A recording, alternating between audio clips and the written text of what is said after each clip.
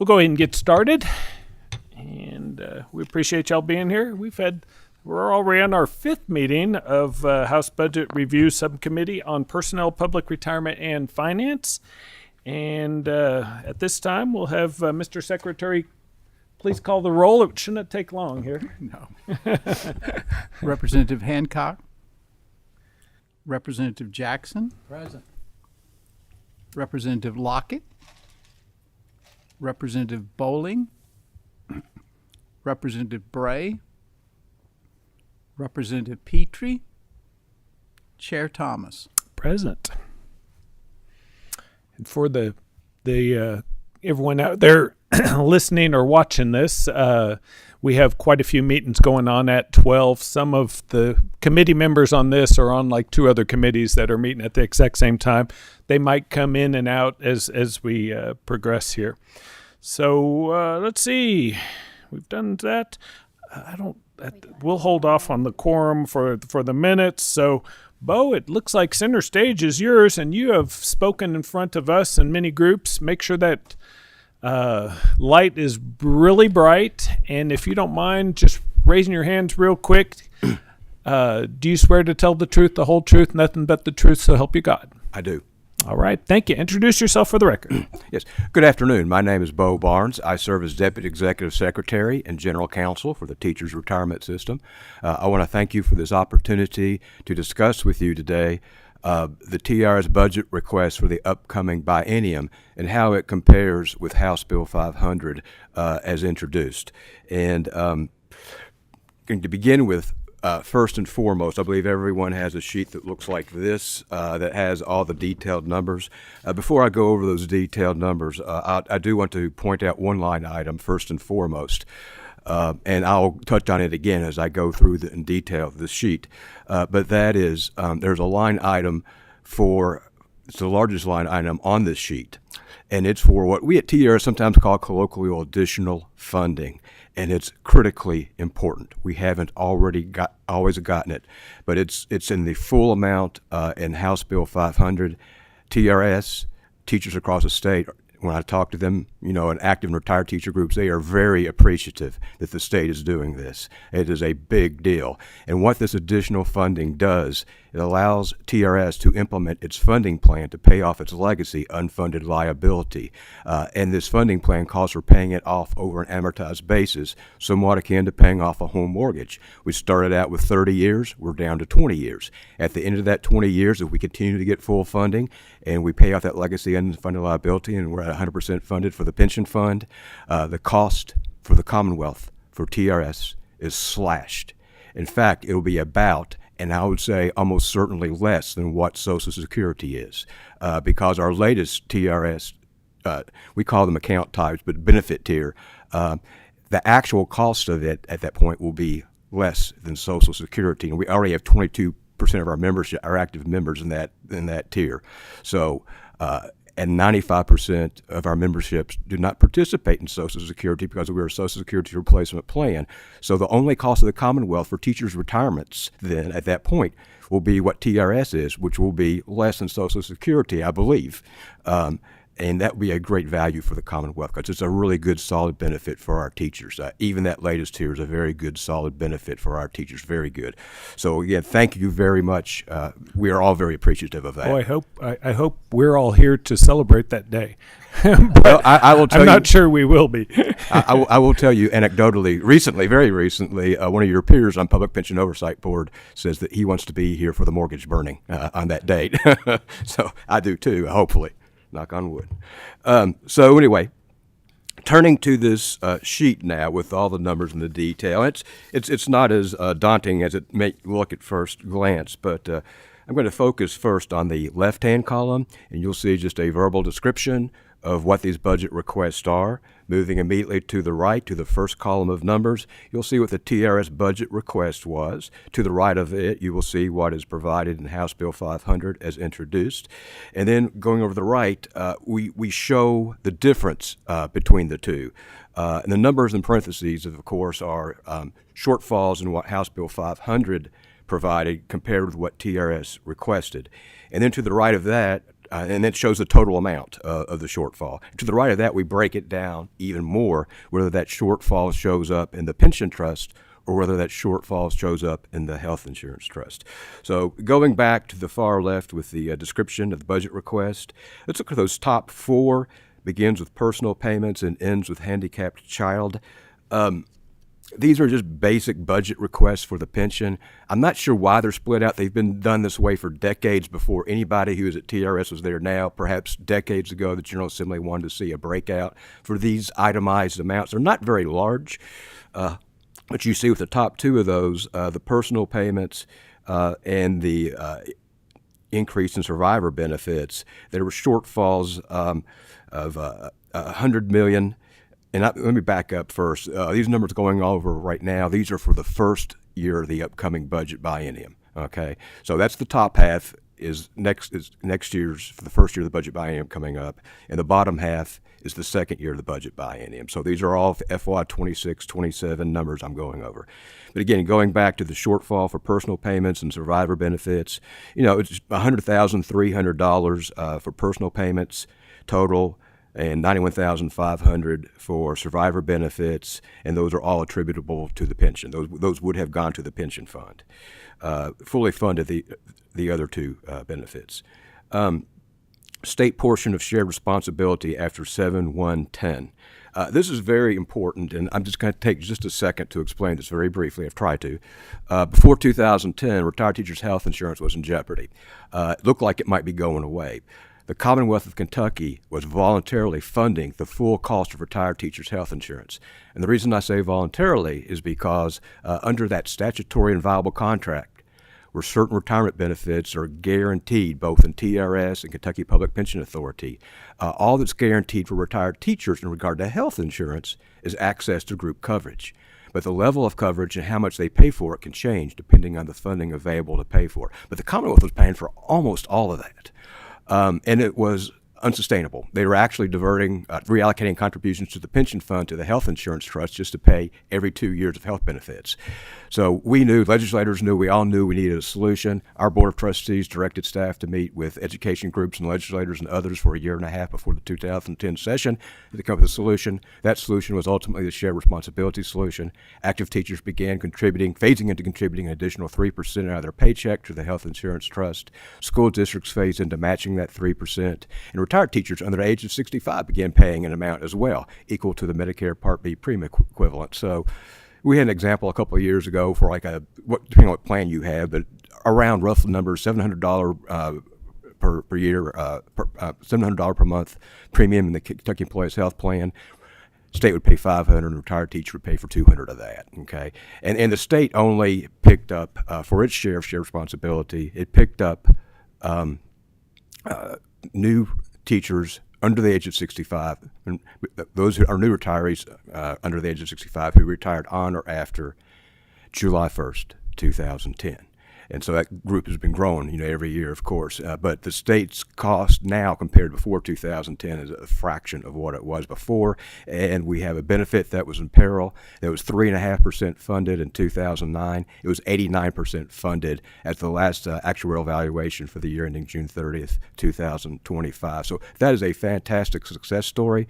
That is a historical piece of legislation that preserved health insurance for teachers and saved taxpayers a lot of money. So great piece. But anyway, this is the line that I was just talking about, the state portion of shared responsibility after 7/1/10.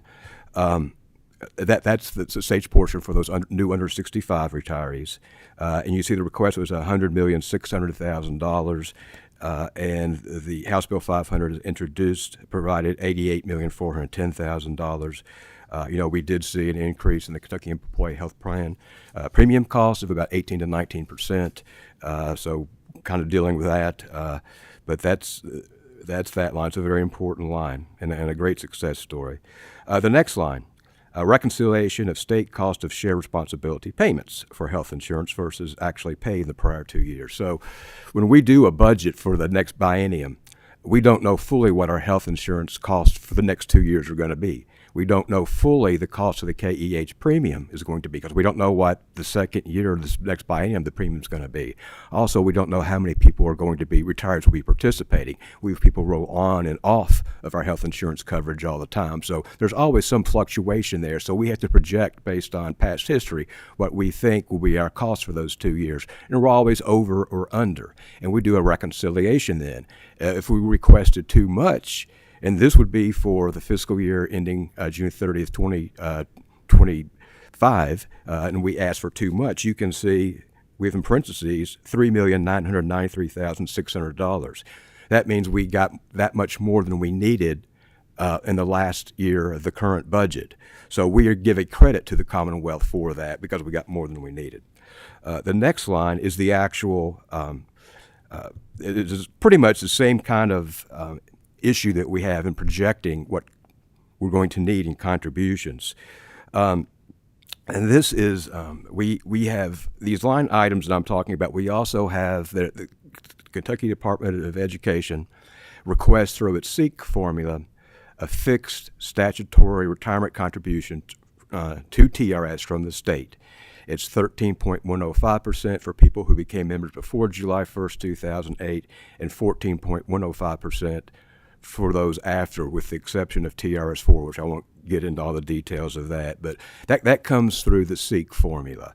And so, again, we have to project every year, and that fixed 13.105 and 14.105 is applied against the salaries of all of our members everywhere in the districts. And we never know what those salaries are going to be because school districts adjust salaries from year to year, and then also the number of teachers change from year to year. So that total salary, payroll, if you will, of active teachers across the school districts, we don't know that with certainty. So every year, just like with the health insurance, we do an over and under. And then if we get too much, then we give the state credit. If we get too little, then we ask for more. And you can see for the last fiscal year of this current budget, the one ending June 30th, 2025, we were under by $47,220,600. And so the request was to do our over under and make up for that shortfall from 2 years ago. And that fixed statutory contribution that we get. And you can see all of that is attributable. That would have all gone to the pension, that amount. Dropping down. Hey, Bo, can you stop 1 sec? Yes, sir. Kevin, would you mind asking that first question? Because it pertains to what he just talked about there real quick. Yeah. Bo, thank you for being here. Thank you. Sorry. Thank you for being here, Bo. And I'll preference my questions by that I was 37 years in education. So I may have a little different slant on some of my views, but I appreciate what the state has done Yes. in the last few years to shore up our retirement because I enjoy getting that check every month. I can assure you that. But thanks for what you all have done to try to help as well. Here was a question that we wanted to see if we could answer. Teacher contributions reconciliation. Can you explain the impacts of the $47.2 million SEEK state match of teachers' contributions? Deficit reconciliation is not paid in FY27. Can the payment be split between FY27 and FY28 or paid only in FY28? It can, that's, you could split that out. That's a year of potentially not having investment income, on that. So that would perhaps potentially somewhat increase contributions required in the future. Investment income pays for by far the majority of all retirement benefits. It's critical. Just like with 401ks, it's not the contributions you put in, it's the investment income you earn on it. So any delay in funding, and that's just a 1 year delay, so I'm not going to overstate it, but there could be some marginal increase in request in future years. So it would probably just create less income if you split it Yes. than if you put it all in at one time. Yes. But it could be done. It could be done. Okay. Thank you, sir. The next line, and this is the one I talked about at the outset, is that additional funding that's needed to pay off that legacy unfunded liability, and these are the big numbers, of course. You see $1,076,000,000 was requested for the first year of the upcoming biennium, and that full amount was provided. Again, very, very appreciative, and in 20 years, that line item goes away. Okay, that covers the first fiscal year of the upcoming biennium. And now going to the second fiscal year of the upcoming biennium, we'll drop down. And again, same format. And we'll see those top 4 items, beginning with personal payments and down to handicapped child. The shortfall there, up above is about $200,000 total shortfall. Here, both of those items together, about almost $350,000 total shortfall. Again, those are dollars that have all gone into the pension fund. Hey, Bo, hold on one Yes, sir. sec. We're kind of, as you're going down here, we're having these questions that pertain to that issue. So if you don't mind me Oh, sure. asking one, Sure. Can you please explain how legacy benefits, the personal payments and increase in survivor benefits, differ from the ADEC and what all they entail? Yeah, again, this really is, an actuary would say that this is part of the ADEC. The actuarially determined employer contribution is really the total amount. So it would pick up these payments. Just for some reason, these got split out decades again, before anybody who's currently at TRS was around.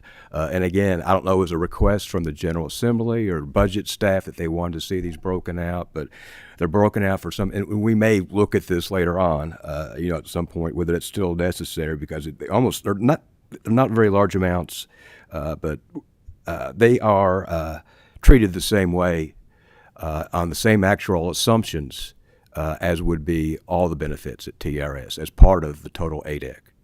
Did that answer your question, Chair Thomas?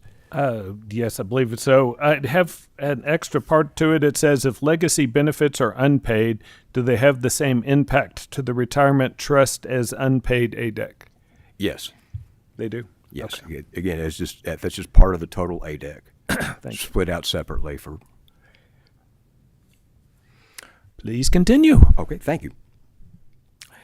So I think I had just covered in the second year of the biennium those first 4 items at the top: personal payments to handicapped child, shortfall of $350,000 that had all gone to pension. The next item, it's the state share of shared responsibility for the health insurance funding.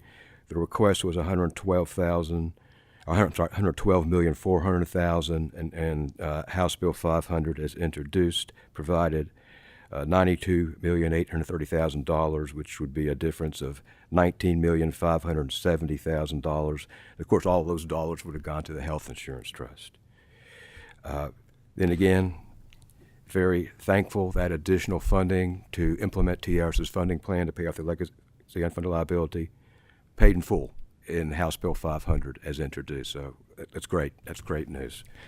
It's good Total to hear budget. there's something in House Bill 500 that people like. Yes. Hey, Bo, let me go ahead and inject, or have Kevin, if you would. I think I had you for that question number 2, because it contains or pertains to the medical side, so insurance side. Medical insurance trust funding, as it relates to the governor's policy decision to suspend KRS 165.540 to change how teacher contributions to the TRS Medical Insurance Trust are directed. Can you speak to the specific timing of when the actuary projects that the Medical Insurance Trust Fund will be fully funded? Okay. And I apologize. I did read that language in the executive branch budget. The details of how that worked are going to escape me right now to be able to answer quickly. But I can say that the health insurance trust, as currently funded, will be fully funded. It's projected to be fully funded in 2 years. There are some caveats with that. And the caveats are we need to have medical inflation stay pretty consistent with the way it has been since 2010 and when shared responsibility came into effect. We also, a lot of the cost of health insurance for our 65 and over, the Medicare eligible health plan for our 65 and over retirees, a huge portion of that's paid for with federal subsidies and formulary rebates. If anything changes with those, on the federal level, then that could change how soon the health insurance trust will be fully funded. And that's, of course, something we're not in control of, and there's always legislation that's being discussed on the federal level that could impact that. So a caveat with that, but 2 years as currently funded. Thank you. And I just covered the additional funding again. That's just wonderful news. And then we have the total TRS budget request, just to sort of sum this up, and it's the $1.277 billion to round. And that's what we requested, and we were provided $1.257 billion, for this year, with a difference of $19,904,400. So I'm going to drop down all the way to the bottom line of numbers here. There's only 3 numbers in that bottom line. And for the 2 years, the difference between the TRS budget request and what is provided in House Bill 500 as introduced is $79,506,800. And I guess I would kind of wrap up here with saying TRS would respectfully request consideration of its original budget request as submitted. If the funding is not provided, we understand budgets are tight. It's a policy decision, and tough decisions have to be made. But with TRS, I think we're a little bit different than maybe some other budget requests because if we don't get the funding now, then the actuary will that every year they do a gains loss, on experience versus actuarial assumptions, and that would include, do we get full funding or not? And when we have losses, like not getting full funding, then the actuary will adjust our future budget over a 20-year period at our assumed rate of return at 7.1%. So the Commonwealth would be paying for the $80 million. We have budget request for that $80 million at 7.1% over 20 years. And this actuarial approach called it layered amortization. It's a common tool in the actuarial world, but so it would cost more. So I believe, and I'm going up, I looked at this, but I think it was about $300 million instead of $80 million if we pay it over a period of 20 years. Could be off on that a little bit. And I think also I'll add to that, even though the actuary charges 7.1%, TRS, not every quarter, not every year, but over longer time periods, it's one of the top tier investment performers in the country compared to other large public pension plans. And we provide the Public Pension Oversight Board returns over 30-year, incremental 30-year time periods from 1 quarter to 30 years. And almost over every time period, we've done better than 7.1%. So the pension would probably actually be losing some money even if we were collecting 7.1% over 20 years based on our past performance in the markets. And I think because of that, paying less now means paying more later. I know the Public Pension Oversight Board did publish a few fundamental tenets of pension administration vis-a-vis the legislature, and they call them do's and don'ts. And for example, one of the don'ts is don't provide unfunded benefits. Yes, it's a basic. One of the do's was always provide the full actuarially required contributions to fund the pension funds, and that's one of their tenets. And then also, at the end of this year, June 30th, will mark 10 straight years of full funding for the pension fund. And that is fantastic because there were a lot of years before that where we did not get full funding. Things were getting really scary, and everybody was really worried. But, when I go out, I tell every group I talk to, this marks 10 straight years of full funding for the pension fund. Teachers really, really appreciate that. They are very thankful. That resonates with them. So, we would respectfully request consideration of full funding for TRS. And I'm happy to take any other questions. That's the end of my presentation today. Representative Jackson has another question. Bo, just a couple of questions. What percentage is the pension funded at today? Yes, it's at 61%. 61%. And 10 years ago, do you remember what it was 10 years ago? It would have been mid to low 50s. Okay. I'm going to make a note on this. Our actuary provides 30-year projections on contributions and on funding levels, and you will see in those projections, and they show them graphically as well, and you will see it's kind of like with a home mortgage. You know, in the early years, you're paying more interest than principal, and at some point that starts to flip, it starts to turn, and our actuary is projecting that. We are approaching that in just a few years where you're going to start seeing more principal, if you will, over interest for TRS being paid. But it is slower in the early years. But our actuary has done this with other public pension plans and seen them turn around on the same schedule. It's just full funding does it. So you would say that we are on good ground Yes. right now if things continue. And I know even since I've been here, we have put in the full amount asked for, plus we put in billions of dollars, I'd say a couple of billion anyway in the last couple of budgets above and beyond what was required. You have certainly provided everything that TRS has requested. Importantly, that additional funding in the amounts of, and for this biennium, it exceeds, $1 billion per year. That has certainly been done and is certainly appreciated. Okay. One more question, if I could. If I added the state portion of the shared responsibility for health insurance trust funding for the 2-year biennium, it came up to, if my math is correct, $31.76 million underfunded. And I'm sorry, sir, which line were you referring to? That would be the state portion of the shared responsibility health insurance trust funding. Oh, okay, sure. It was 12 underfunded, 12 point. Yes, sir. And then The 19 underfunding. point something million down here. So 31,760,000 approximately. Yes, sir. What does that mean to the average retiree out there? Well,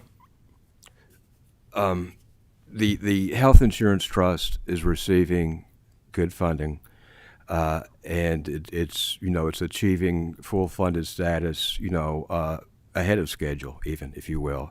So the teachers out there would not see an impact on their health insurance benefits without that.